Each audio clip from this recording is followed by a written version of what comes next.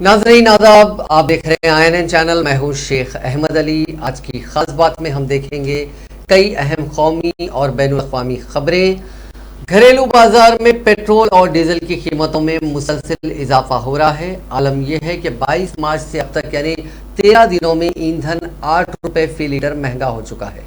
हिंदुस्तानी तेल कंपनियों ने कौमी राजधानी दिल्ली में आज यानी इतवार के रोज 3 अप्रैल को भी पेट्रोल और डीजल की कीमतों में 80 पैसे फी लीटर का इजाफा किया है। हिंदुस्तानी पेट्रोलियम मार्केटिंग कंपनी IOCL की इंडियन ऑयल कॉरपोरेशन के ताज़ा तरीन अपडेट के मुताबिक जहां मुल्क के मालियती राजधानी मुंबई में पेट्रोल 118 रुपये फी लीटर तक पहुंच गया, वहीं अब डीजल भी 102 रुपये फी लीटर से ज्यादा दामों में फरोख्त हो रहा है। मुल्क की दारुलहुकूमत दिल्ली में 1 लीटर पेट्रोल की कीमत अब 103 रुपये 41 पैसे तक पहुंच गई, जबकि डीजल 95 रुपये फी लीटर के करीब है। पाकिस्तानी सदर ममलिकत डॉक्टर आरिफ अलवी ने वज़ीर आज़म पाकिस्तान इमरान खान की तजवीज़ पर आज कौमी असम्बली तहलील कर दी। इमरान खान ने यह तजवीज़ कौमी असम्बली में अदम एतमाद की तहरीक मुस्तरद होने के बाद सदर ममलिकत को भेजी थी। क़ब्ल अपोजिशन ने 8 मार्च को वज़ीर आज़म इमरान खान के खिलाफ तहरीक अदम एतमाद जमा कराई थी, जिस पर आज वोटिंग मुतवक्को थी। ताहम इजलास शुरू होते ही वक़फ़े सवालात में बात करते हुए वज़ीर क़ानून फवाद चौधरी की जानिब से करारदाद पर संगीन एतराज़ात किए गए, जिसके बाद डिप्टी स्पीकर ने अदम एतमाद की तहरीक को आइन व कानून के मुनाफी करार देते हुए मुस्तरद कर दिया और इजलास गैर मुअय्यना मुद्दत के लिए मुलतवी कर दिया। एक रिपोर्ट के मुताबिक ऐवान ज़ेरी का इजलास मुलतवी होने के फ़ौरन बाद वज़ीर आज़म ने कौम से मुख्तसर खिताब किया और ऐलान किया कि असम्बली तहलील करने की तजवीज़ सदर ममलिकत को भिजवा दी है। उन्होंने कहा कि हमारे स्पीकर ने हुकूमत तब्दील करने की साजिश को मुस्तरद किया है। ये एक गैर मुल्की एजेंडा था और इसके मुस्तरद होने पर मैं सारी कौम को मुबारकबाद पेश करना चाहता हूँ। उन्होंने कहा कि कल से लोग मुझे पैगाम दे रहे थे कि वो परेशान थे इस साजिश पर। मैं उन्हें पैगाम देना चाहता हूँ कि घबराना नहीं है, अल्लाह इस कौम को देख रहा है। 27 रमज़ान को यह मुल्क वजूद में आया था, इस तरह की साजिश कौम कामयाब होने नहीं देगी। वज़ीर आज़म ने कहा कि स्पीकर ने अपने इख्तियारात का इस्तेमाल करते हुए जो फैसला किया उसके बाद में सदर ममलिकत को तजवीज़ भेज दी है कि असम्बलियाँ तहलील कर दे। हम जमहूरी तरीके से अवाम में जाएँ और अवाम फैसला करेगी कि वो किसको चाहते हैं।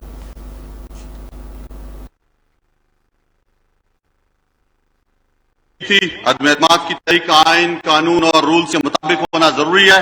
किसी गैर मुल्की ताकत को यह नहीं कि वो साजिश के तहत पाकिस्तान के अवाम की मुंतखब हुकूमत को गिराए।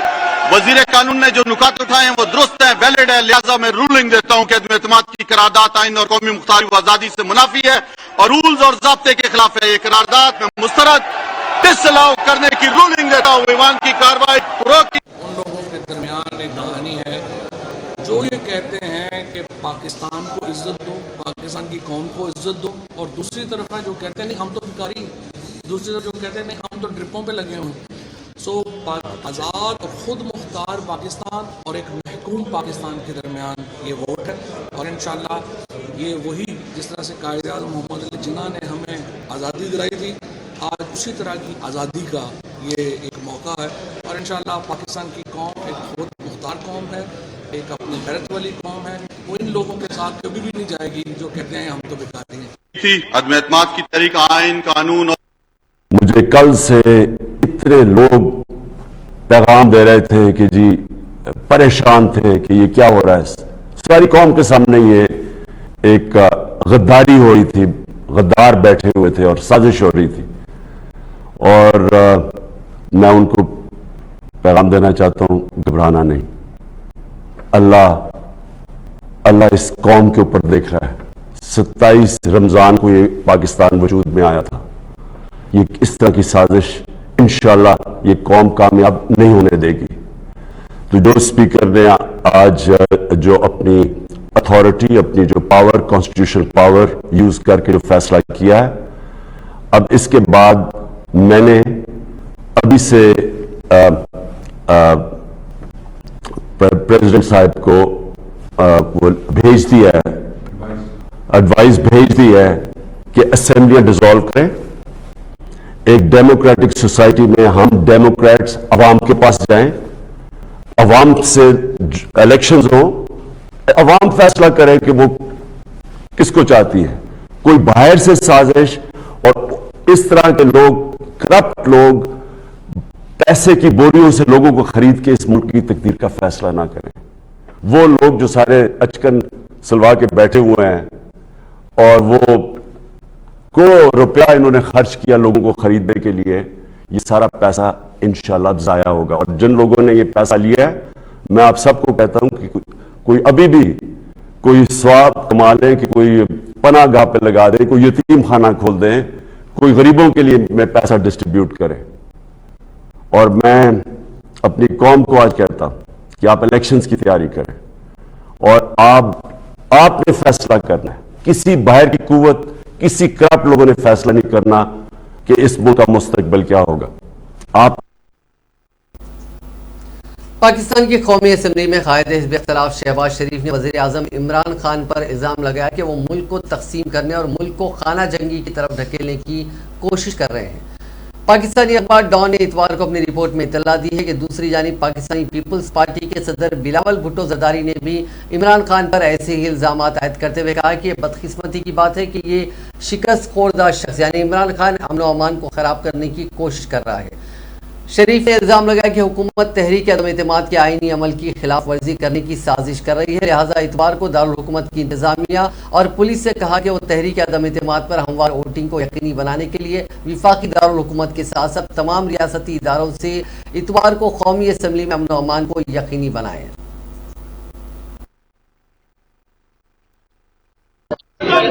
आर्टिकल 6 लगेगा।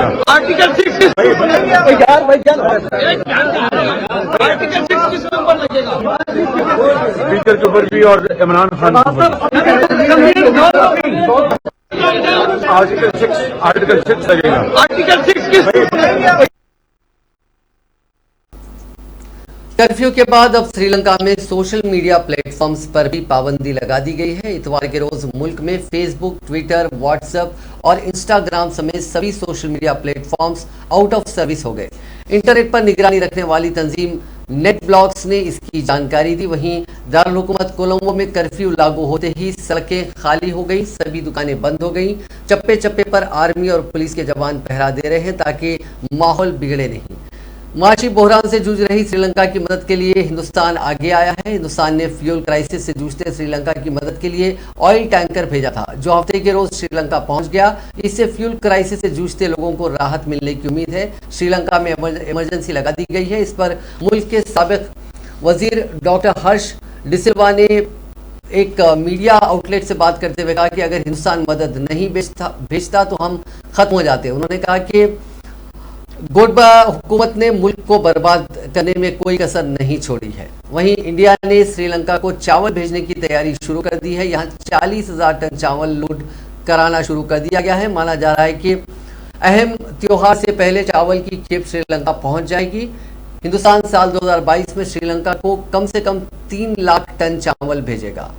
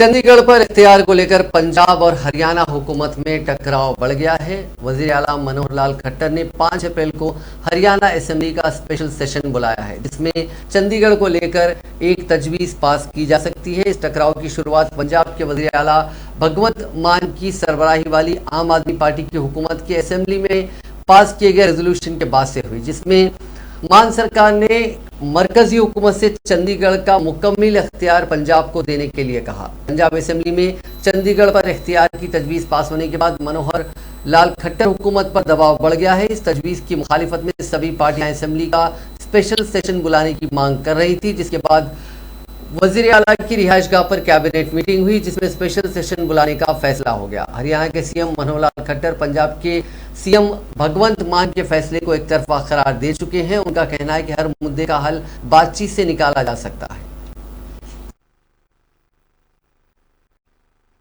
सरकार ने ये जो किया है ये निंदनीय है। कभी भी एक लोकतांत्रिक व्यवस्था में, खास करके नेशनल जो फेडरलिज्म का एक प्रक्रिया होती है, उसमें ये बातें बैठ करके आपस में जो निर्णय किए हुए होते हैं उसी को स्टेक रहना होता है। वन साइडेड ऐसा जो इन्होंने किया है ये निंदा योग्य है, बिल्कुल नहीं करना चाहिए था। और पंजाब हरियाणा एक जो हमारा राजीव लोंगोवाल का समझौता है वो आज का नहीं है, लगभग 35-36 साल पहले का समझौता हुआ था। उस समझौते के हिसाब से राजधानी वो हरियाणा की भी है, राजधानी पंजाब की भी है।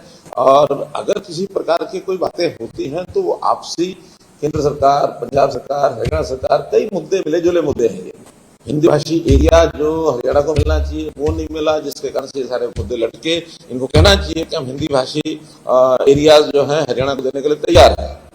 कुछ बातें कहें तो हम आगे बढ़े, ये घोर निंदा योग्य विषय है। और मैं तो इसके लिए यहाँ तक कहूंगा, पार्टी के नाते तो अरविंद केजरीवाल को, क्योंकि वो पार्टी के मुखिया हैं, उनको इसकी निंदा करनी चाहिए, नहीं तो हरियाणा के लोगों से उसको माफी मांगनी चाहिए। सरकार ने ये जो किया है ये निंदनीय है। कभी भी एक लोकतांत्रिक दिल्ली के वज़ीर आला अरविंद केजरीवाल के 10 दिन में पंजाब में करप्शन खत्म करने के दावे पर सियासत गर्मा गई है। कांग्रेस लेजिस्लेचर पार्टी के माफ कीजिएगा कांग्रेस के एमएलए सुखपाल खैरा ने हुकूमत की एंटी करप्शन हेल्पलाइन नंबर के बहाने उन्हें घेर लिया।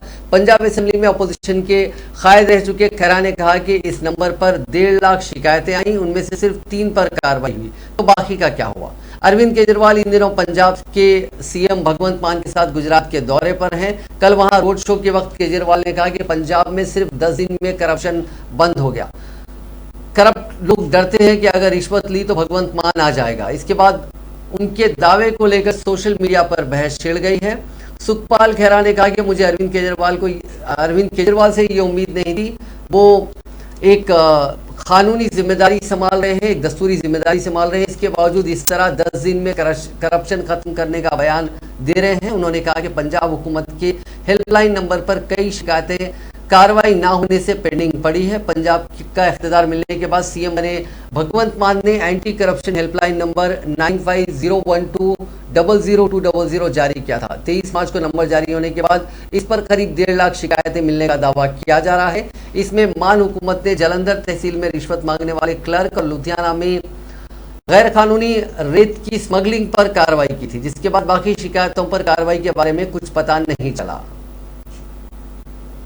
बीजेपी के बाद अब महाराष्ट्र नवनिर्माण सेना ने भी मसाजिद के लाउडस्पीकर की तेज आवाज पर एतराज जाहिर किया। एमएनएस के सरबराह राज ठाकरे ने मसाजिद के लाउडस्पीकरों को रोकने का ये मुतालबा हफ्ते के रोज एक रैली के दौरान किया। राज ठाकरे ने शिवाजी पार्क में मुनक्किदा एक रैली में कहा कि मसाजिद में लाउडस्पीकर इतनी ऊंची आवाज में क्यों बजाए जाते हैं। अगर उसे नहीं रोका गया तो मसाजिद के बाहर स्पीकर पर हनुमान चालीसा बुलंद आवाज में चलाया जाएगा। राज ठाकरे ने मजीद कहा कि वो इबादत या किसी खास मजहब के खिलाफ नहीं है और उन्हें अपने मजहब पर फख्र है। महाराष्ट्र नवनिर्माण सेना के सरबराह ने एनसीपी के सरबराह शरद पवार पर भी तनकीद की और उन पर वक्तन फौकतन जात पात का मसला उठाने और समाज को तकसीम करने का इल्जाम लगाया। राज ठाकरे ने महाराष्ट्र के वजीर आला और अपने चचाजाद भाई उद्धव ठाकरे पर भी तनकीद की, जिनकी पार्टी शिवसेना ने 2019 में वजीर आला के ओहदे पर इख्तिलाफ के सबब बीजेपी से अलायदगी इख्तियार कर ली थी। उन्होंने कहा कि वजीर आजम नरेंद्र मोदी, मरकजी वजीर दाखिला अमित शाह कह रहे थे कि देवेंद्र फडणवीस अगले वजीर आला बनने वाले हैं। उद्धव ठाकरे स्टेज पर मौजूद थे, लेकिन उन्होंने सीटों की तकसीम के फॉर्मूले का कभी जिक्र नहीं किया। राज ठाकरे ने कहा कि उद्धव ने इस मसले को तब उठाया जब उन्हें एहसास हुआ कि बीजेपी ने उनकी मदद के बगैर वो हुकूमत नहीं बना सकती। एमएनएस लीडर ने इल्जाम लगाया कि हुकूमत में शामिल 3 पार्टियों शिवसेना, एनसीपी और कांग्रेस ने अवामी राय को नजरअंदाज किया है।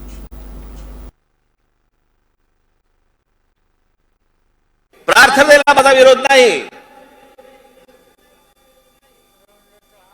पण या मशिदींवरती लागलेले भोंगे हे खाली उतरवावेच लागतील। या सरकारला हा निर्णय घ्यावाच लागेल।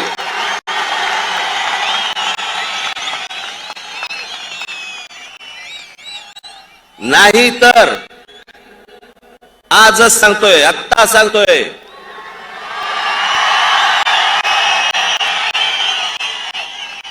ज्या मशिदीच्या बाहेर हे भोंगे लागतील त्याच्या दुप्पट समोर स्पीकर लावायचे आणि हनुमान चालीसा लावायचा।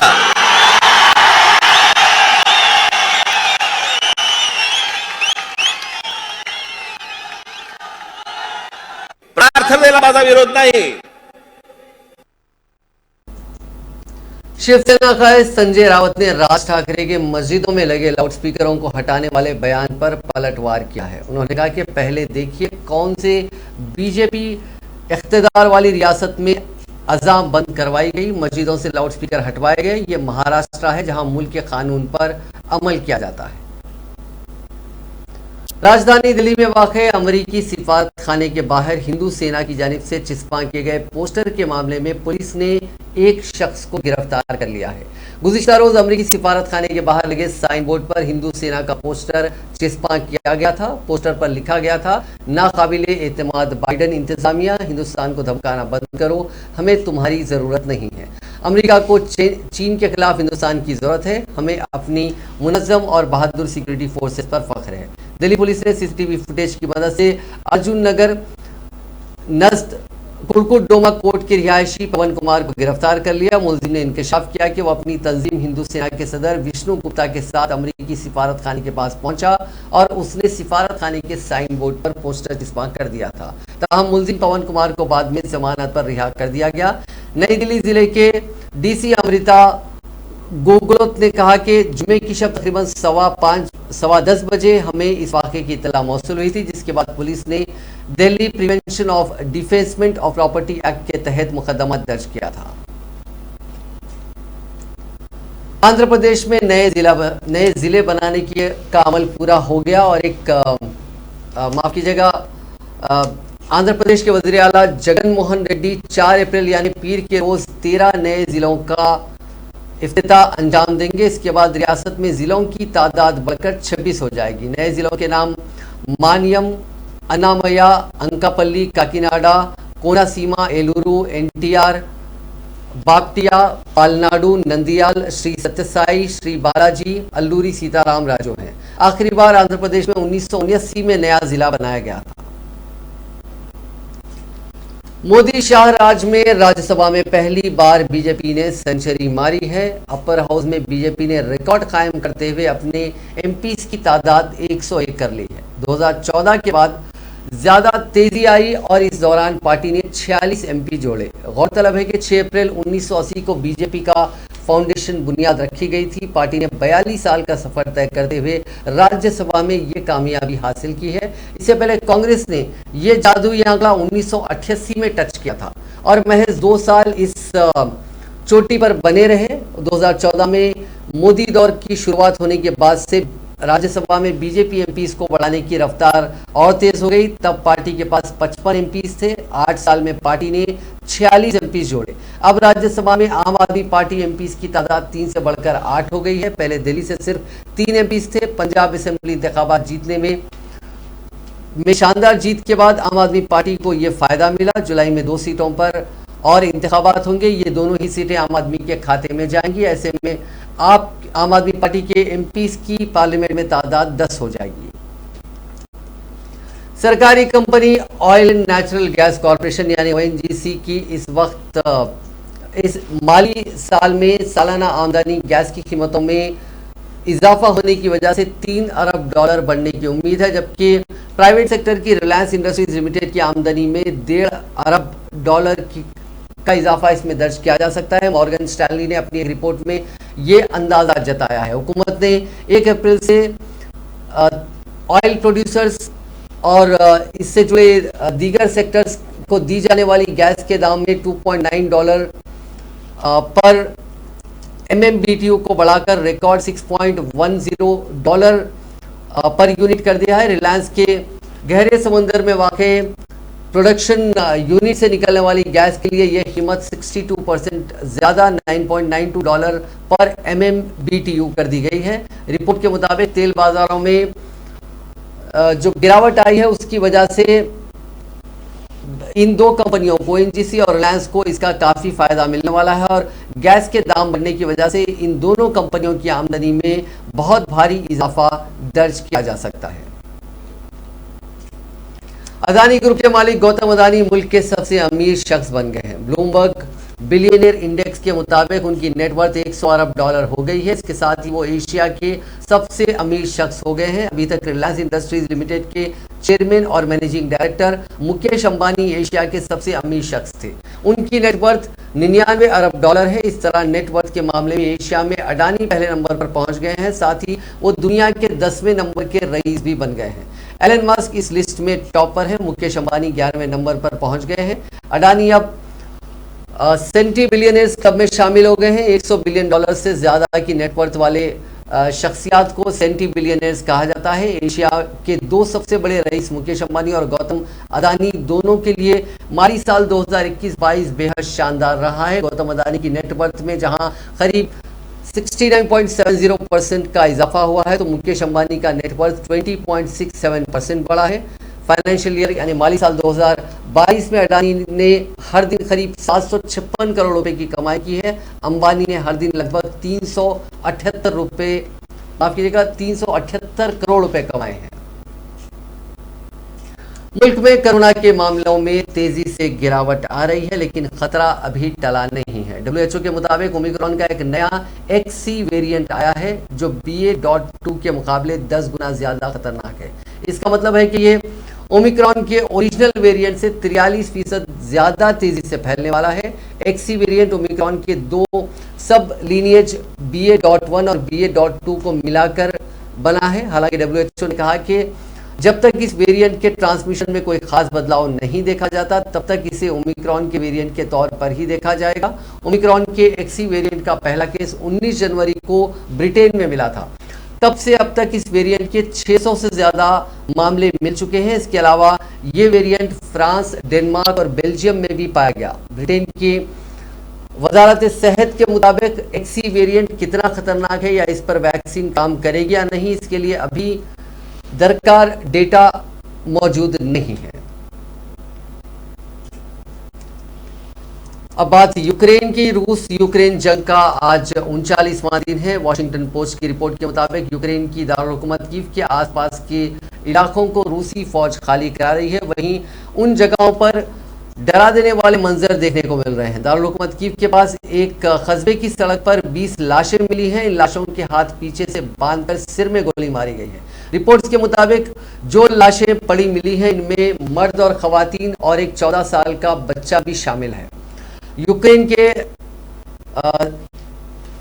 एक वजीर दिफा है, नायब वजीर दिफा है उन्ना माइलर, उनका कहना है कि कीव के सभी इलाकों पर हमने अपना कंट्रोल कायम कर लिया है। यूक्रेनी सदर के एक सलाहकार ने लोगों से मरियोपोल समेत मुल्क के सदर्न और नॉर्दर्न इलाकों में लड़ाई के लिए तैयार होने की अपील की है।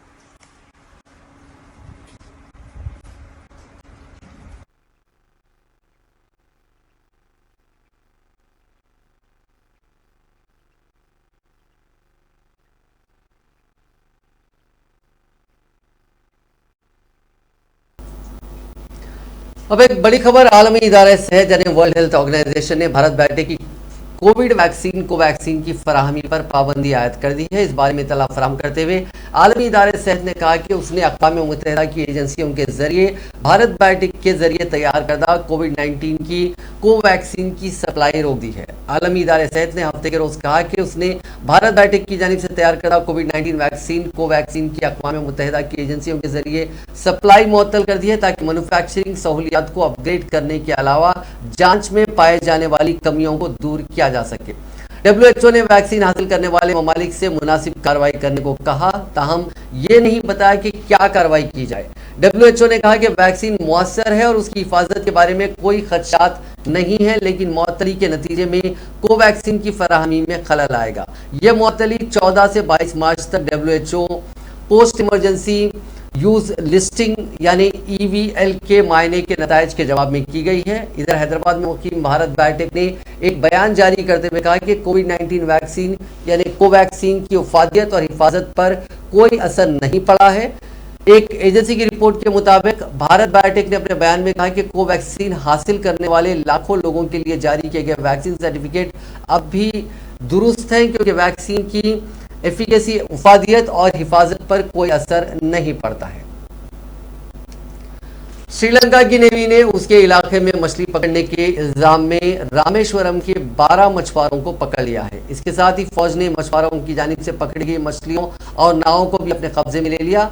बता दें कि ये एक महीने में 8वां ऐसा वाक़या है जिसमें श्रीलंका ने हिंदुस्तानी मछुआरों को पकड़ा है। कुछ दिन पहले 29 मार्च को भी वहां की फौज ने 16 मछुआरों को पकड़ लिया था। बता दें कि इससे पहले फरवरी में भी श्रीलंकाई नेवी ने 11 मछुआरों को गिरफ्तार कर लिया था। उसके बाद उन्हें श्रीलंका की एक अदालत में पेश किया गया, लेकिन सुनवाई के बाद उन्हें रिहा कर दिया गया था। अफगानिस्तान के दारुल हुकूमत काबुल की करेंसी एक्सचेंज मार्केट में इतवार के रोज एक जोरदार धमाका हुआ, जिसमें मुतअद्दिद अफराद जख्मी हो गए। ऐनी शाहिदी ने बताया कि काबुल का सराय शहजादा इलाका जोरदार धमाके से लरज़ उठा और मुतअद्दिद अफराद उसकी जद में आकर जख्मी हो गए। वजारत दाखिला की जानिब से सोशल मीडिया पर जारी बयान में कहा गया है कि एक लुटेरे ने बाजार में ग्रेनेड फेंका, जिससे 10 अफराद जख्मी हो गए।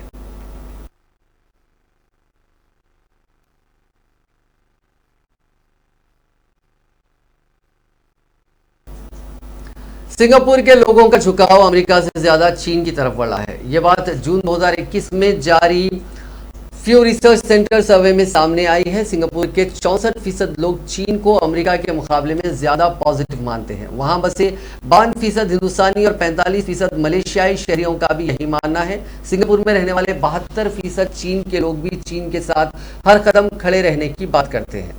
ये सभी लोग अमेरिका को माशी और फौजी ताकत के तौर पर चीन से कमजोर मानते हैं। कम्युनिस्ट आइडियोलॉजी के बावजूद चीन के तहत लोगों की आइडियोलॉजी में या सोच में बदलाव एक 50 साल के शख्स की वजह से आया है। चेन ट्यूशन बिजनेस के जरिए दुनिया का सबसे बड़ा ऑनलाइन क्लासरूम चलाते हैं। पिछले 10 सालों में उनके फॉलोअर्स लाखों में पहुंच गए हैं।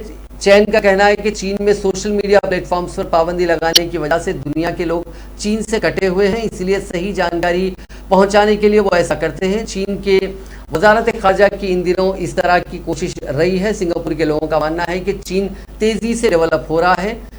इसने जापान को पीछे छोड़कर तेजी से हर इलाके में अपनी बढ़त बनाई है। ऑस्ट्रेलिया ने खवातीन क्रिकेट में अपना दबदबा कायम करते हुए इतवार को दिफाई चैंपियन इंग्लैंड को एकतरफा अंदाज में 71 रन से शिकस्त देकर ICC women's world cup champion बनने का शर्फ हासिल कर लिया। ऑस्ट्रेलिया ने 50 ओवर्स में 5 विकेट पर 356 रन का बड़ा स्कोर बनाने के बाद इंग्लैंड को 43.4 ओवर्स में 285 रन पर समेट दिया।